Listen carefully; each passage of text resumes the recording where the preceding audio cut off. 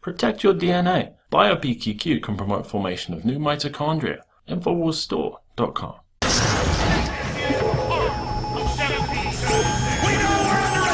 The latest issue of the Islamic State's weekly newspaper, al-Naba, released 2 days ago, warned that another terrorist attack in Britain was definitely coming. Al-Naba, a 16-page color newsletter, is distributed within ISIS territory, but it is also posted and distributed online via the usual ISIS mediums, such as Telegram and social media. This according to PJ Media. England's Prime Minister Teresa May has responded to the online availability of ISIS threats. We cannot allow this ideology the safe space it needs to breed.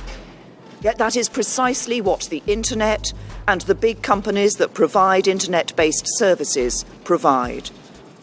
We need to work with allied democratic governments to reach international agreements that regulate cyberspace to prevent the spread of extremist and terrorism planning. And we need to do everything we can at home to reduce the risks of extremism online.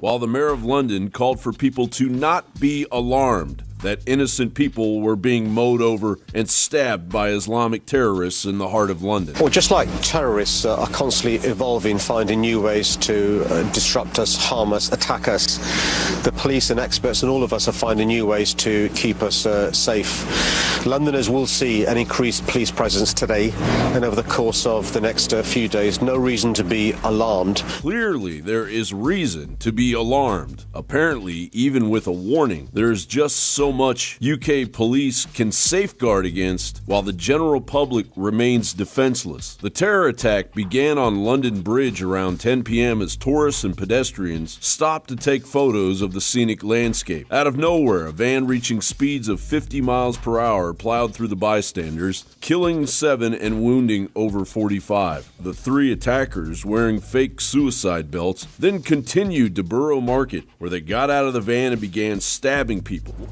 The terrorists were confronted and shot by armed officers within 8 minutes of the police receiving the first emergency call. Eyewitnesses reported hearing the attackers say, "This is for Allah." Regardless, mainstream media dragged its feet on labeling it as terrorism. As the gruesome details unfolded, President Trump tweeted, "We need to be smart, vigilant, and tough. We need the courts to give us back our rights. We need the travel ban as an extra level of safety." The response from the left was predictable. CNN host Reza Aslan tweeted, "This piece of shit is not just an embarrassment to America and a stain on the presidency, he's an embarrassment to humankind." And a group of Muslims in a bizarre show of solidarity prayed in front of Trump Tower. And we are here in front of the Trump Tower, which is just really a symbol of the kind of policies and the divisiveness and the hatred that we have seen come out of this administration that has really led to divisiveness of our communities or to divide our communities.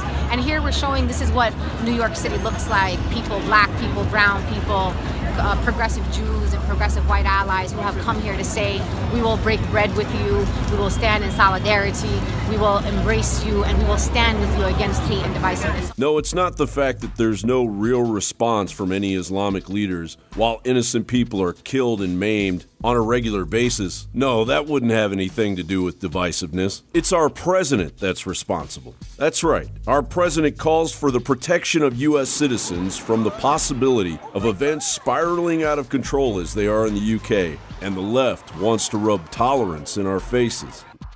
I don't think that a major terrorist attack like this is the time to be divisive and to criticize a mayor who's trying to organize his city's response to this attack.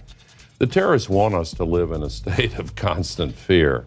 Why does the left have the power to condone the deaths of innocent people in what is clearly Islamic Jihad, shielded by an ongoing taqiyya under the umbrella of the left's misguided and dangerous political correctness? John Bound for Infowars.com. Let's go to Debit in Florida. Debit in Florida, you're on the air.